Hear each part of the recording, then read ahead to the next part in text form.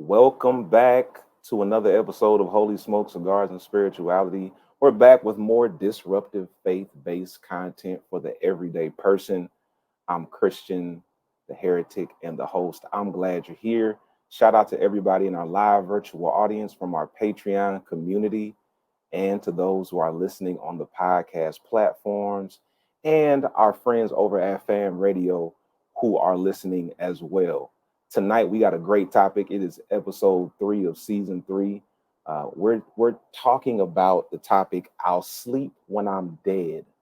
I'll sleep when I'm dead. And we're going to really unpack this whole concept of the Protestant work ethic and talk about the dangers of having that kind of work ethic. And we have a special guest today. The beauty of Holy Smokes is that we're a community of people. So we have people in our community who are just absolutely brilliant. And one of those people is here with us today. His name is Josh Carpenter. I want to bring him in now, along with our co-hosts who are here. Josh, go ahead and introduce yourself, man. Tell us, what brought you to the Holy Smokes family, and why are you so passionate about this topic? Sure. So I'm Carpenter. I come from Northeast Tennessee, small town called Rogersville. I'm a PhD candidate at Florida State University, so I'm coming to you from Tallahassee, Florida. And I'm interested in this topic because of a couple of stories that I'm going to get into later on in this podcast, but it's something that's very personal to me, something that has impacted my life and I think has impacted everybody's life. And it also does the work of explaining why, at least in part, religious people do bad things. And I'm thinking, terrorist level bad things. Well, again, we'll get there. Terrorist level bad things. That wouldn't have anything to do with, never mind. I guess we'll get there. Anyway, we're excited to have Josh Carpenter here. We're going to hear from our other co-hosts today in just a second. But I do want to do the ground rules for Holy Smokes, because we have one rule here and one rule only. The one rule at Holy Smokes is that we respect each other's lived experiences. Say it again. Say it again, my friend. I'm going to say it again. The one rule at Holy Smokes is that we respect each other's lived experiences. One more time, Reverend. One more time.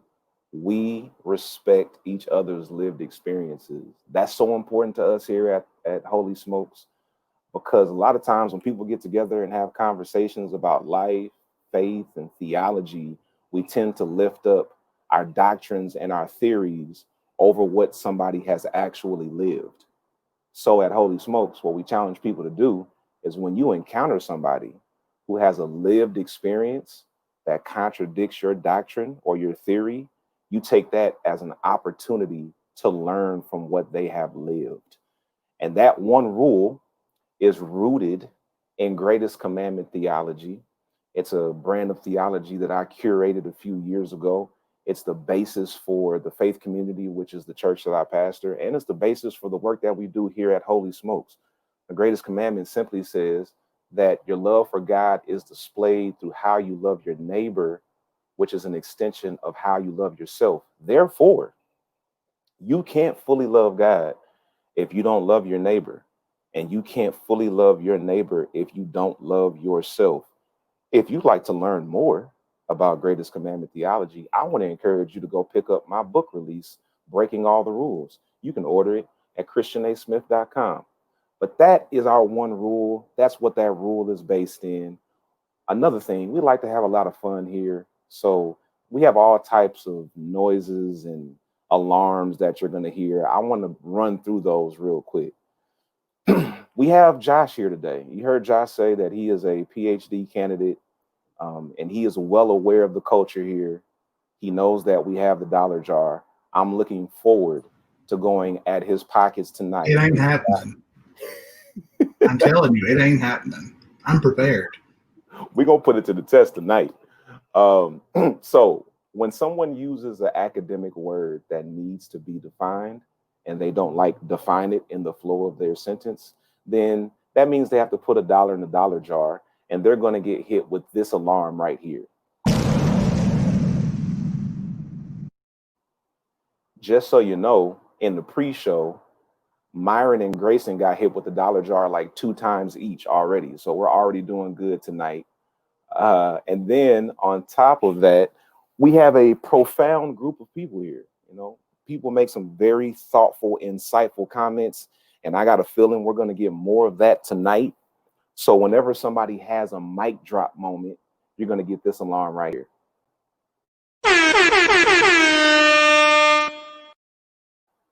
I love it. I love it.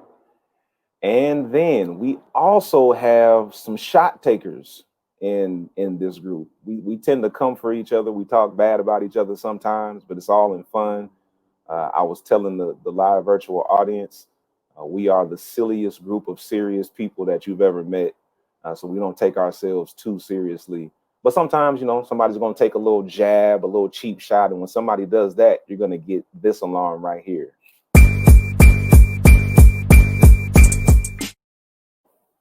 Yes. And then the last one, Grayson the pundit is among us. And every episode, he has to hit us with at least 1 or 2 puns. So when we catch Grayson in a pun, you're going to get this. I love that one. I love that one. All right, let's get into the introductions. I'll go first. This is what I want to hear.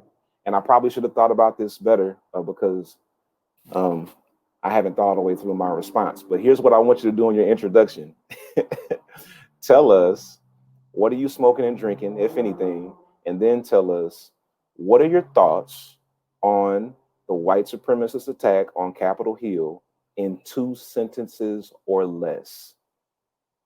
2 sentences or less. So, I'm Christian Smith. I'm the heretic and the host. I am smoking a Cuban sandwich tonight, one of my favorite sticks.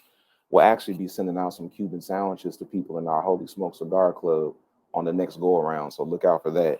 And tonight I'm having a ball and chain, and it is heated. So a ball and chain is a cocktail that I created and the Kingmaker named. It is a combination of Screwball, peanut butter whiskey, and larceny. So that's where we get ball and chain. All right. Ball and chain tonight. My thoughts on the attack on Capitol Hill. White supremacy at its finest. All right. Let's go over to Grayson the pundit. Grayson, what are you smoking and or drinking? And what are your thoughts in 2 sentences or less? Hey, everyone. As Christian has already told everybody in sound and in fury, my name is Grayson Hester the Pundit. My pronouns are he, him, his. And I am drinking, sorry to pull a Marco Rubio there. I'm drinking an emergency drinking beer from Wild Heaven. They're a local Atlanta brewery. And it's their Cran Palm blend. I think it's a seasonal Christmas thing that they're trying to get rid of. So it's a lighter fruit beer. I'm not smoking anything. Y'all should know that by now. But hopefully, when we get into hopefully a more open 2021, I'll get back to trying cigars, but not for now. My thoughts on the white supremacist attack is that people who have to be assured that they're special have thrived their entire lives off being mediocre and are acting out the narrative of whiteness that you are only worth something if you're taking something from someone else. That was good. That was good. You know, Grayson is thinking really hard when his eyes go up into the ceiling like that. Like, oh, this is going to be profound. Ariana's with us in the virtual audience. She said her thoughts: Capitol Hill, reality TV at its finest. Anybody else in the virtual audience, you can go ahead and add your thoughts as well. But right now, we're going to kick it over to Myron the Mystic. Hey, folks, how you doing? Good evening to you all. I am at home, so I'm not smoking anything. Now, if I was smoking, I'd be smoking a Fat Bottom Betty or something exciting like that. I am drinking a glass of Crown Peach, which is a rare spirit, you know. It's Crown, but the peach flavor is hard to find. It's delicious, though, if you ever get the opportunity to find it. And my thoughts on Capitol Hill, man, whoever sows to the wind shall reap the whirlwind. That belief breeds behavior. You can't fan the flames and not expect the fire to burn. This has been coming for years. In the words of the congressman from New Orleans, Cedric Richmond, who said so eloquently on the floor of the House, "We told you so." And then he said, "Richmond out." And that's my thoughts. We told you so. This was going to happen because it's been stoked and fanned and promulgated for the last 4 years. Am I the only one who realized that Myron? Okay, Corey, you heard it.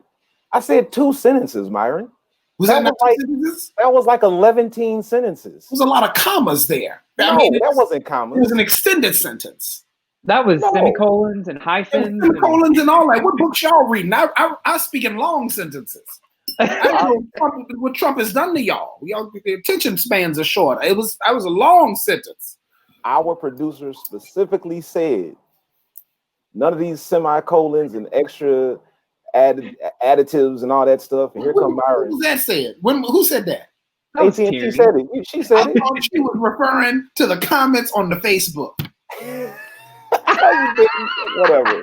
Whatever. Myron, are you drinking Crown Impeach? Is that what you're drinking today? I know, right? Somebody play the sound. Please. That was a perfect pun, okay?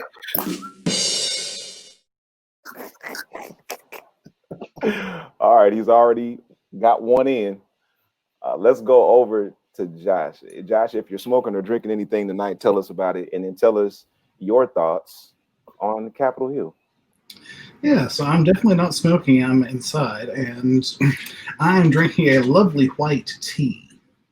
I've got to be a little fancy. So, thoughts on Capitol Hill.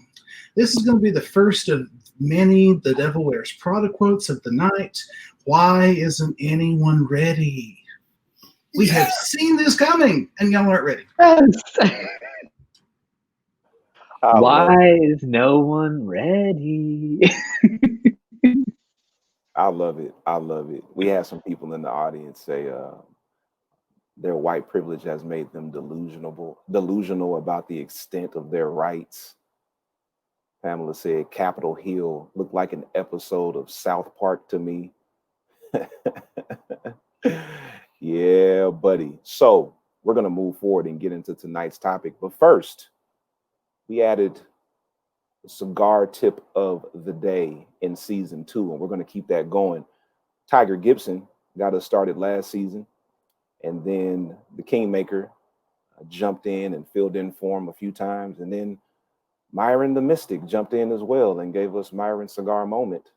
But this season, they let me break through. So tonight, you're going to get the Heretics Humidor.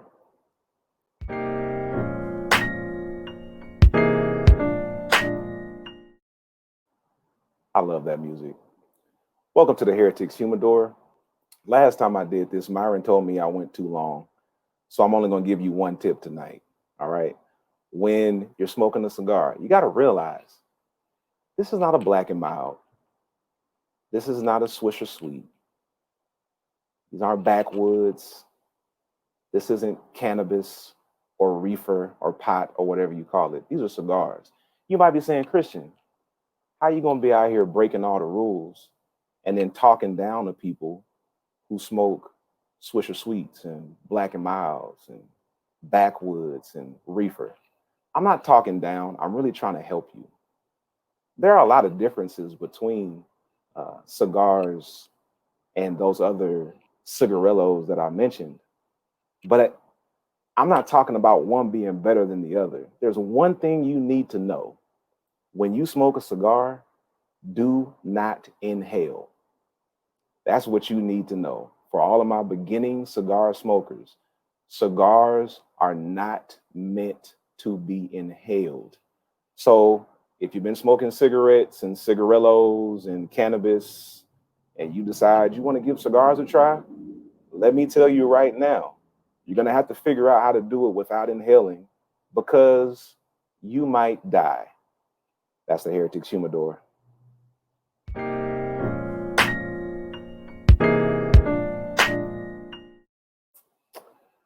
Myron, did I do okay that time? Oh, that was a great tip too. Yeah, okay. Right on time, Doc.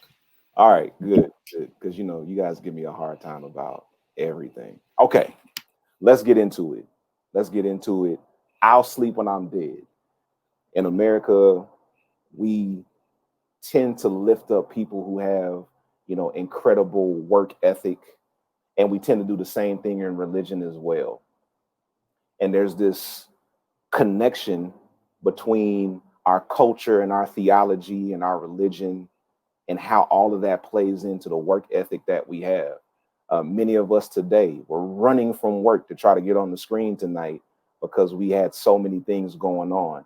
So tonight we want to talk about that, because I think there are some dangers in doing that. And that's why we have Josh Carpenter here, because he's our subject matter expert. So Josh, I want to kick it to you first and ask you this question. What's the danger in tying hard work to financial success, and how does religion undergird this? Sure. So to answer that question, we've got to ask a first question. In the first, in the world did work ethic become a hallmark of Protestant theology or American culture in the first place? And the answer to that question takes us back to our Puritan forebearers, who, when they got to America, they were concerned, and they were concerned about how they proved themselves to be God's elect.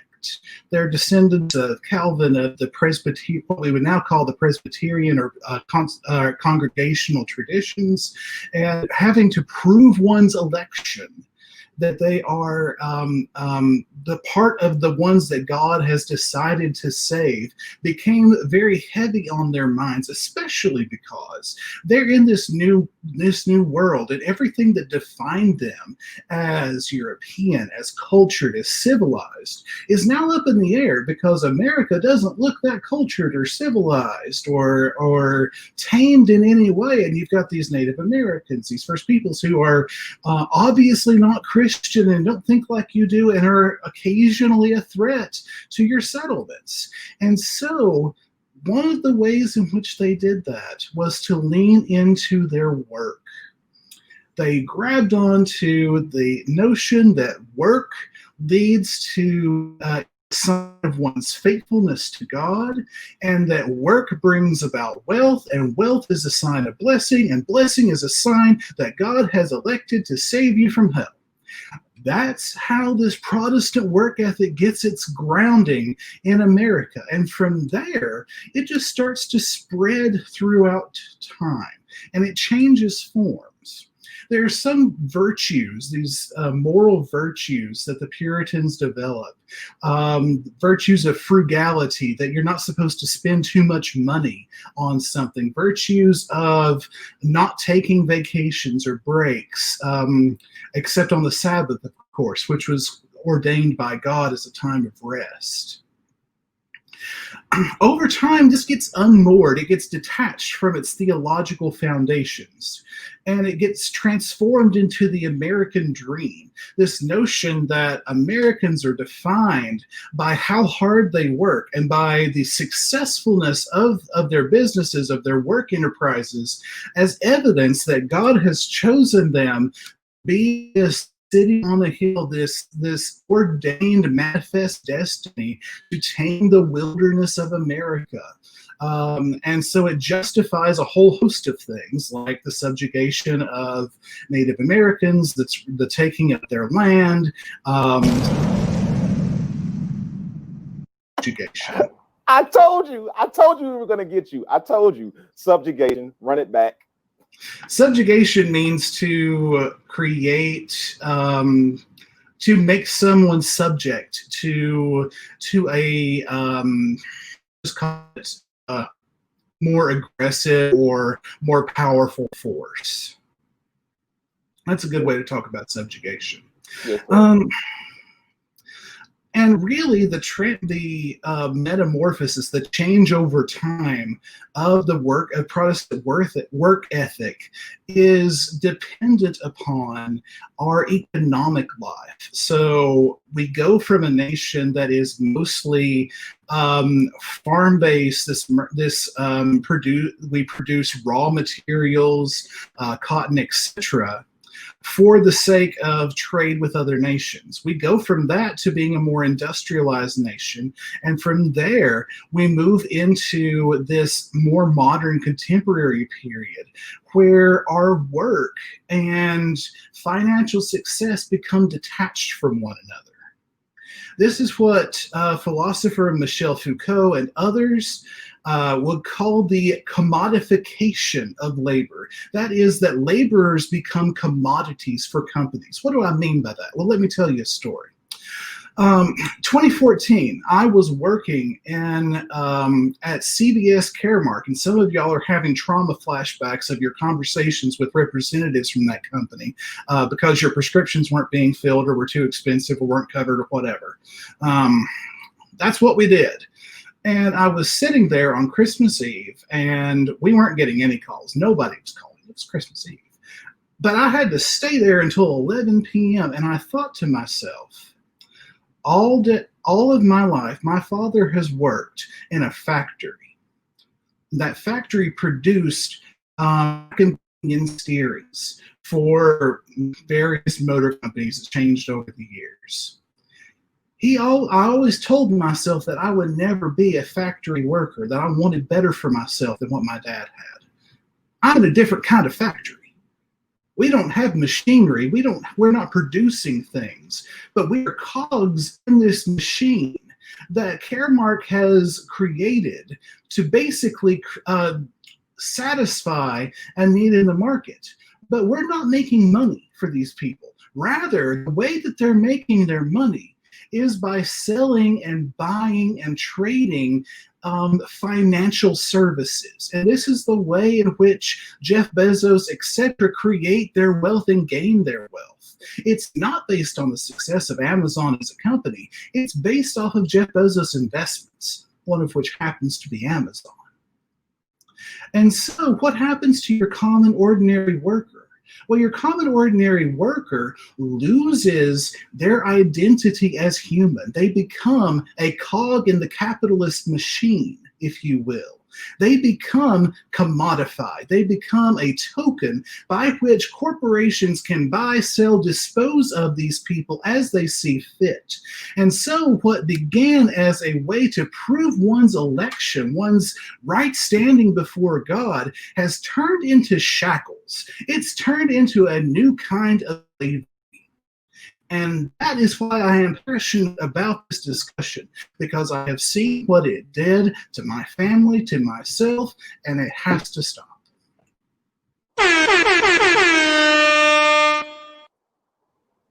Yo, Josh Carpenter, man.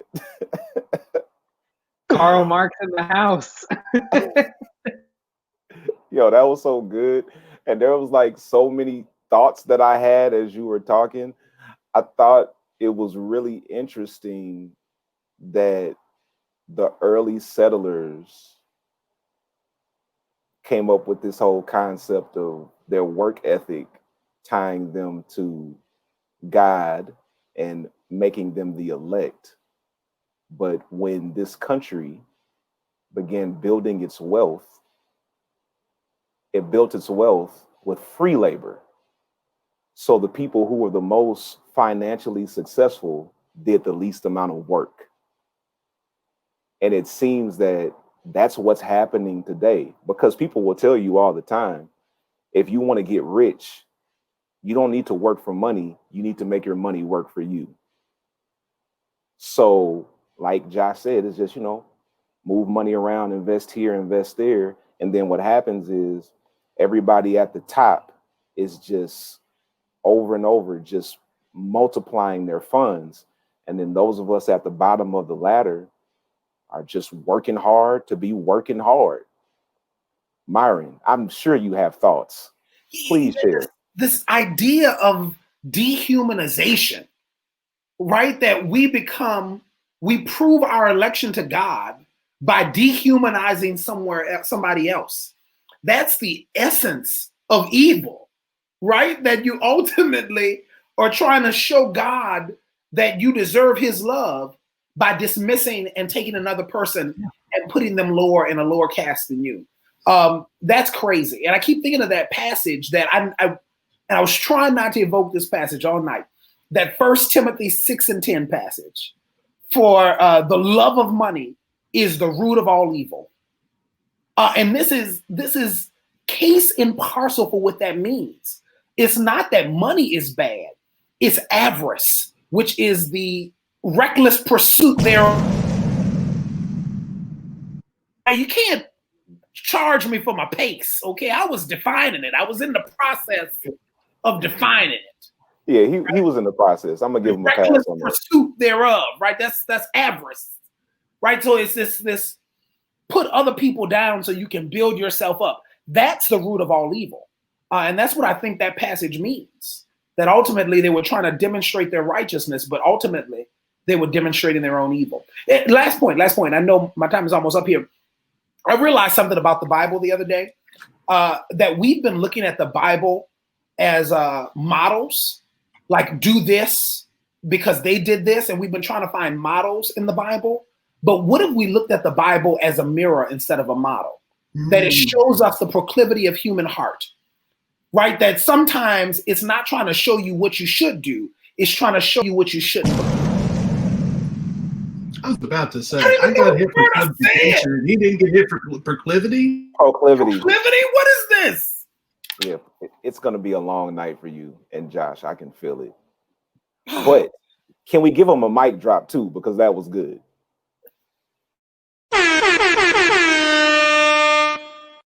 I feel redeemed with the mic drop. You can have the dollar.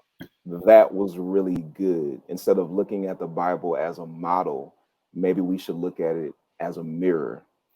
Because it does tell the story of humanity's evolution. Our evolution of thought. A lot of people who are heavily indoctrinated in rule-keeping theological frameworks, like, the vice list. Don't do this, don't do this, don't do that. They tend to see the Bible as like this rule-keeping phenomenon. And that's just not what it was supposed to be, because throughout the course of the Bible being written, thoughts were evolving. People saw God differently in Acts than they saw God in Deuteronomy, in Exodus. There are different perspectives of God. And I think it's good for us to understand that so that we can move forward and actually critically assess our belief systems. Because what's funny to me, and then I want to go to the pundit, what's funny to me is that when I talk publicly about my theology, people come at me asking me all types of questions, and they generally aren't asking because they want to find understanding. They're just trying to poke holes in it and trying to criticize it. And I ask them sometimes, have you ever put this much energy into criticizing your own theology? Like, why are you only criticizing mine? I welcome it, but have you done the same thing with yours? And generally they haven't, which is why I confuse them so much, because you haven't thought about yours the way you're trying to think about mine. And, that plays a lot into how we function in our religious spaces. Pundit, what you got, man? Josh said a lot, things are flowing. What's on your mind? I feel like my status as token gay is about to get revoked.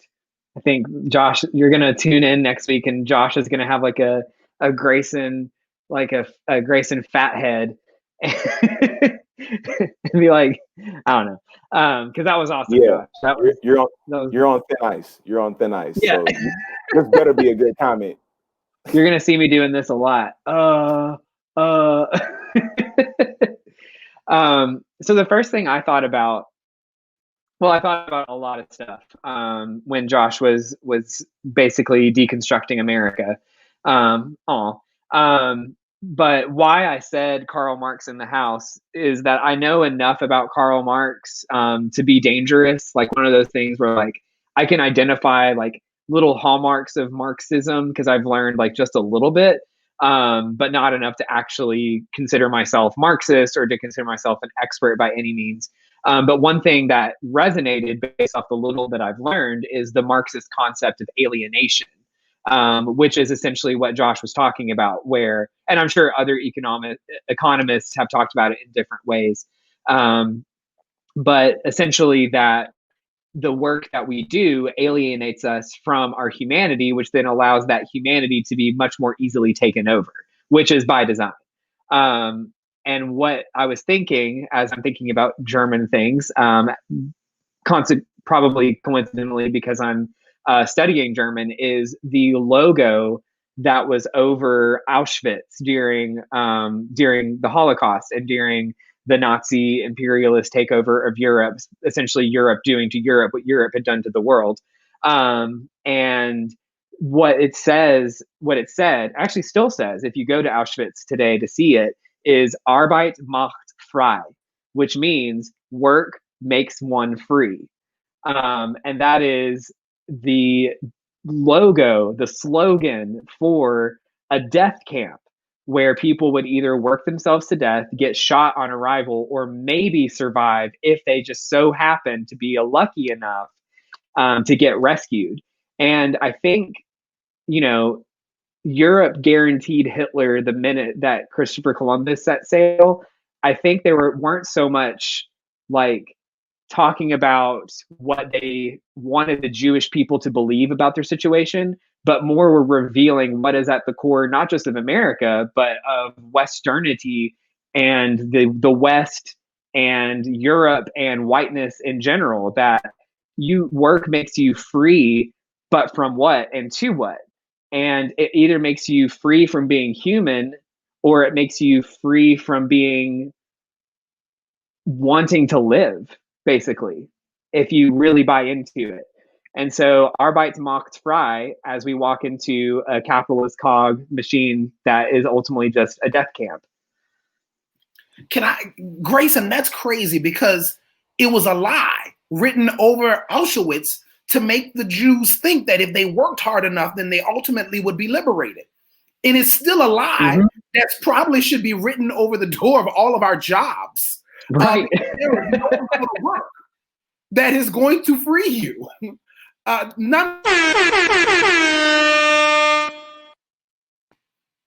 It's crazy. Yeah, it absolutely is. One of my classmates at Alabama A&M is a neurologist. Just finished his doctoral work last year, and he told me about this concept called John Henryism, and it plays out a lot in Black communities. When you think about, we were treated the same way, right? We were told as slaves that the work that we did and our obedience to our masters was going to put us in right relationship with God and get us to heaven. So we've carried that on throughout generations, which is why it's so crazy to me that society at certain points in history has tried to say Black people are lazy. We're some of the hardest working people on the planet, right? And John Henryism, according to my classmate, is a story of John Henry, who did like work on the railroads or some type of coal work, and he was challenged to see if he could outwork the machine because it was starting to move into machinery from the straight manual labor. And John Henry was like, that machine's not going to outwork me. And they said, well, prove it. So John Henry got ready. He was like, I'm going to outwork this machine. And he competed against the machine for a whole day. And he worked his ass off. And at the end of the day, he outworked the machine. And then he dropped dead from overworking. And that is the concept of John Henryism, that we work our entire lives trying to get that American dream. And then by the time we have a little money in the bank, we're dead or we're in bad health. So we can't even enjoy a little bit of money that we've earned. And we have to be very careful of that in our society. because a lot of people are doing that every single day. I'm one of them. This is hitting me really hard. I really struggle with taking Sabbath. Like, I itch to work on my Sabbath, and that's not healthy. It's not healthy at all. So I think it's something that we really need to pay attention to. I got a curveball though. Christian, like when you say that you're surprised that Black people have been denigrated, that they've been called, that they've been what's the definition? That they've been. I knew it was coming. I knew it. I couldn't come up with the definition. Anyway, it means that they've been defamed, that their reputation's been sullied. Right.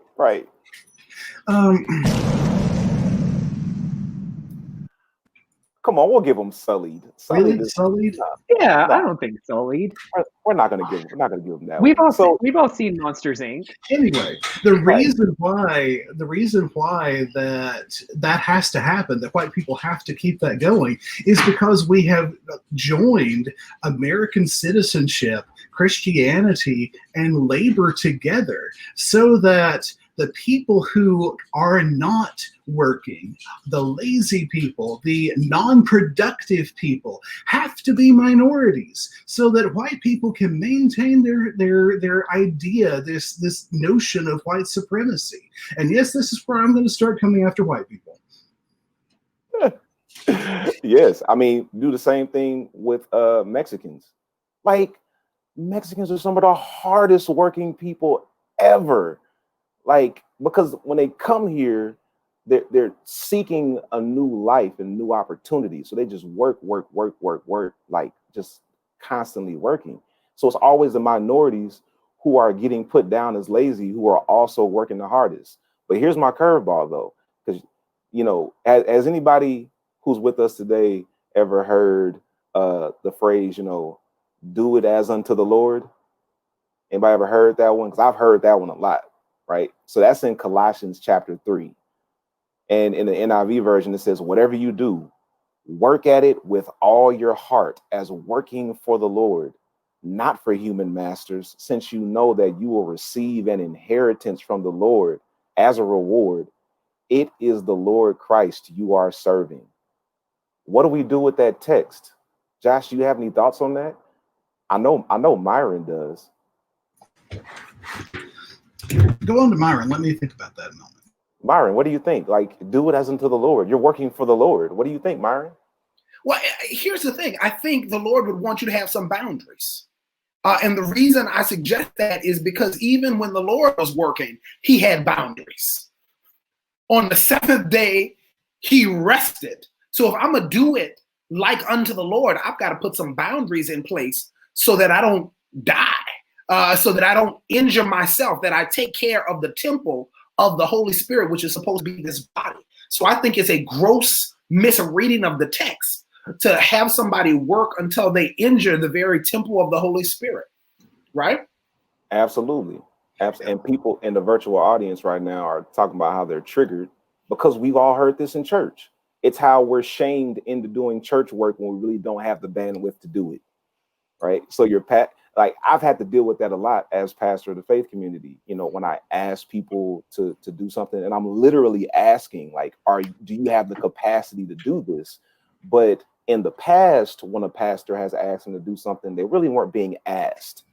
They were being told, this is what I need you to do. And if you give me any type of pushback, I'm going to go to the scripture and tell you that you're doing work as unto the Lord.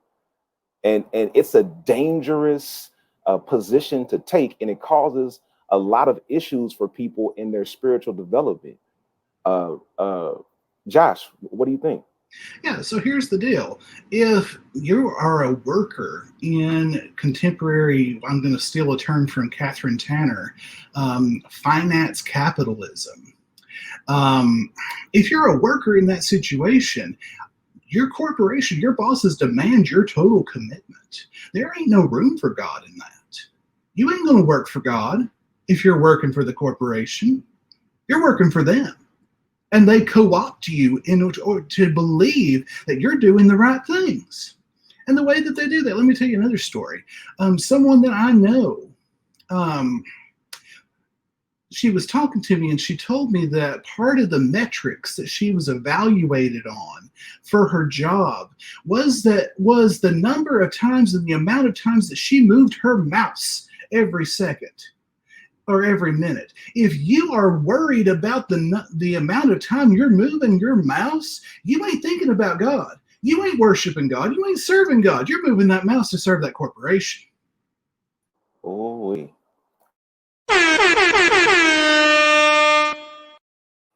and that's beautiful, Josh. And you know what the problem is? A lot of times when it comes to that work ethic, we can't tell the difference between the corporation and the church because they function the same way. We're more concerned about hours than we are outcomes.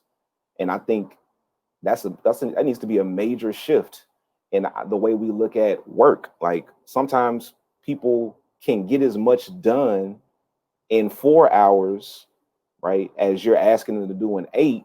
But because you're paying them for hours instead of outcomes, they'll spread 4 hours of work over 8. Just let people do what you need them to do to provide the outcome, and then let them live their lives. That's just what I think. Grayson, do you have any thoughts on this before we move forward? Yeah, Josh touched on where my mind was going with that, where I think that the passage allows us to remember that there is more that we're working for, that we are delighting in, we're working for the Lord, to use the language of the passage,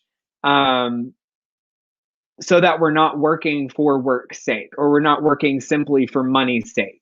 If we are able to, and Joshua was very correct in saying, if you're worried about how many times you move your mouse or how many breaks you take, or, if your job is easily disposable, you're not really thinking about God. But if you manage to think about God and think about that we do derive joy from work, there is good to it. The commodification of it, that is one thing, but work in and of itself can be extremely rewarding.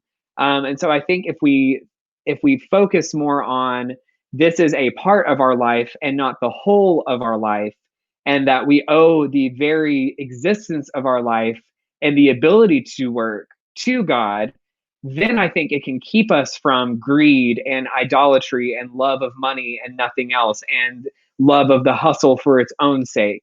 And I think, but at the end of the day, in a society as late capitalist as ours, I can't really blame people for loving money or their work more than God, because it's set up in a way that money saves people more than God does. Grayson, my question is, do they have a choice? You need health Yeah. insurance. You need to pay the rent. What are you going to do when Big Brother Corporation is watching every move you make, every click you make on your computer? Exactly. Yeah. And I agree with you. And I think because we've set it up so that, we depend on health insurance from these corporations, and we depend on money, which is how we survive and live, then we tie our existence and our bodily salvation to these corporations. And so they, in effect, end up doing more for us than God or the church does. You know what? Before we move forward, I just want to say how I feel like this right here is an expression of what heaven probably looks like. We got 2 straight Black people and 2 gay white people sitting around having a conversation, and it's peaceful, and we all look out for each other. I'm just really proud of that in this moment. It makes me very proud. But Josh, since you're here and you're the subject matter expert, can you help us with what's the connection between race, religion, and economics? All right, here we go. So we've already talked about how laborers get commodified, how they get separated from their own beings as human, how their desires, their wants, their dreams, etc., get put on the back burner and not acknowledged, so that they can make ends meet, so that they can get this health insurance. Well, I've mentioned that there's a tie to American identity here, in that there's ties to the American dream. There's also a tie to Christianity in that we're dating back to Puritans, and this gets translated even into today's society. The number of times I've heard the tidbit from Paul in Thessalonians: if a person doesn't work, neither should they eat, thrown around at welfare recipients. I'm not going to talk about that because it's somewhat horrendous. But here's the kicker. All three of these, the commodification of labor, American/Christian identity, and racism are woven together, and they mutually reinforce each other. They mutually exacerbate or make worse. They make each other worse over time. And what we get are poor white people who see themselves as embarrassed millionaires, as millionaires who are going through a hard time. And so they see themselves as hardworking, good people who aren't like those, Black or Latinx or Muslim or what have you people that really aren't that productive and really are just taking away from society and are piggybacking off of our hard work and our tax dollars. And they see their country as being stolen by these people. And this is why we get the sorts of events that we had last Wednesday, in which we have Confederate flags flying in our Capitol, in which we have Jesus is my savior and Trump is my president. And rich white people maintain this narrative by promulgating these conspiracy theories like QAnon. They support fascists like Trump. They support the GOP fascists. Nah, promulgating. Is oh. He said, oh. Promulgating is spreading. Spreading. All right, keep going. They support the GOP's about the government, about free markets, as American and Christian ideas as compared to communistic and Marxist and atheistic notions that they paint the left as socialistic. I saw a sign while driving home from Florida to Tennessee that said, it quoted that passage, every knee shall bow and every tongue will confess that Jesus Christ is Lord. Even the Democrats, suggesting that Democrats can't be Christian because they're socialists. It's in Dalton. Yes, Dalton, Georgia. Yeah. Yes, it is. And rich white people know that this really isn't the case, but they also know where their bread's buttered. They know that the economy is a pie, and they want to keep their share of the pie. And so what do? Well, you convince poor white people to vote against their own interests so that you can have a chance of outvoting the minority group, actually smarter than poor whites are. And so we have racism, we have our ideas about economics, we have our ideas about Christianity and American citizenship, all coming together to create poor white people who are doing the exact opposite of what they need to do, which is standing with our other marginalized brothers and sisters and voting in our own best interests. And this strategy dates back before the Civil War. We've been doing it a very long time.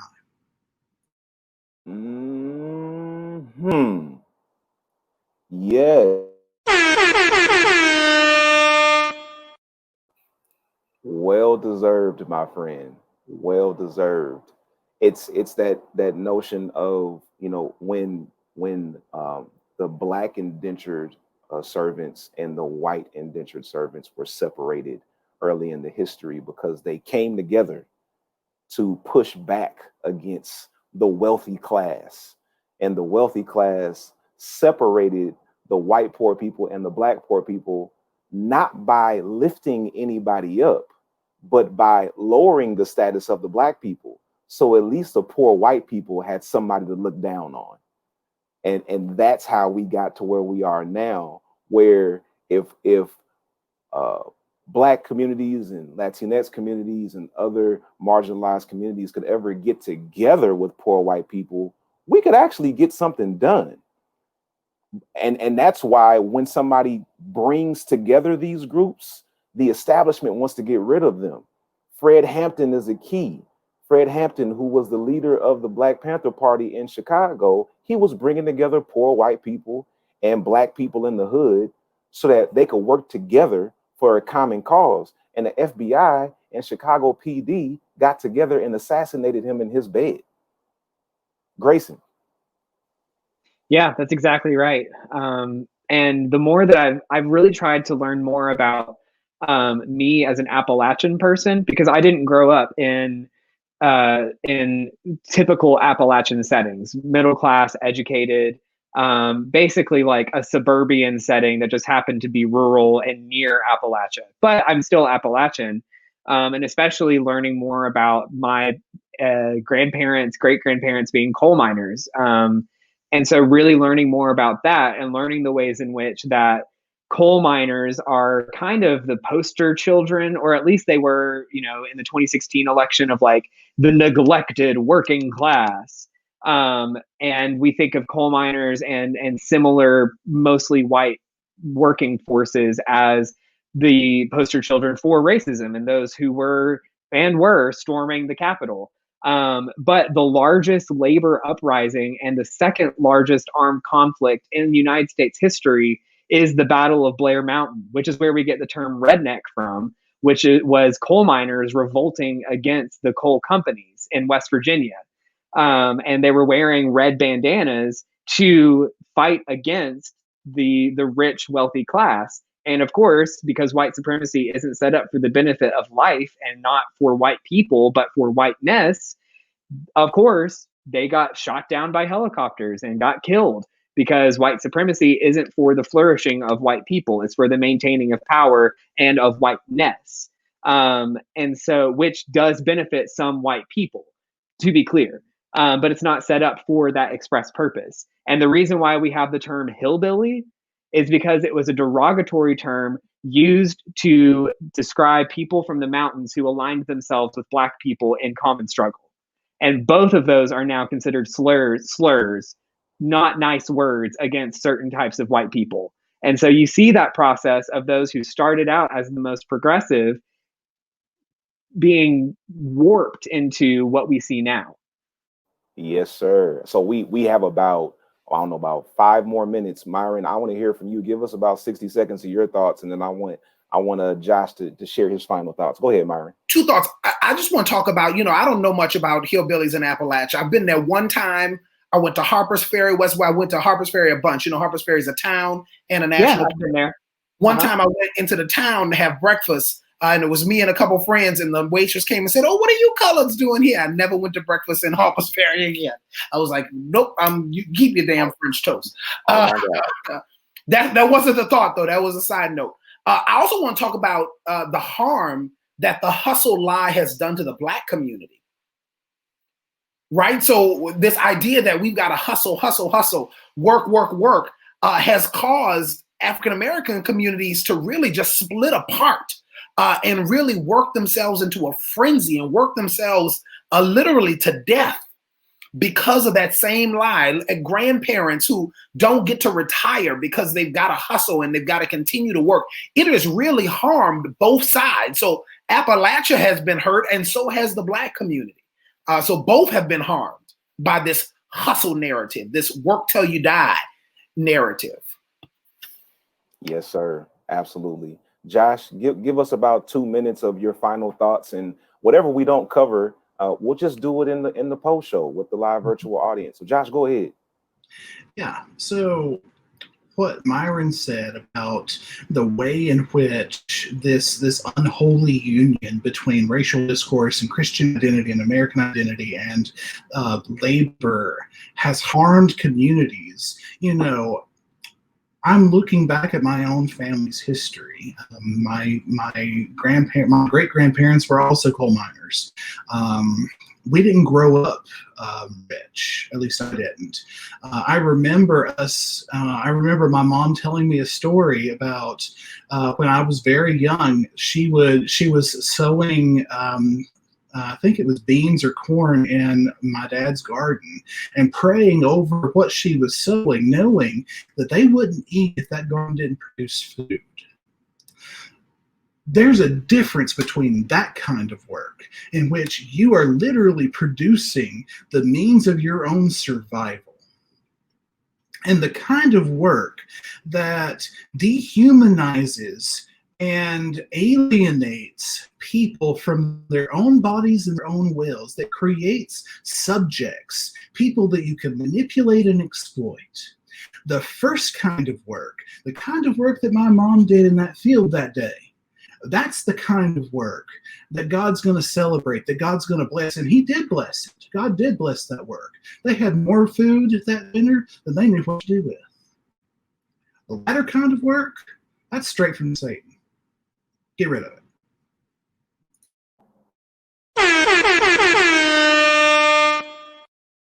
Listen, Josh is about to take my job in a minute.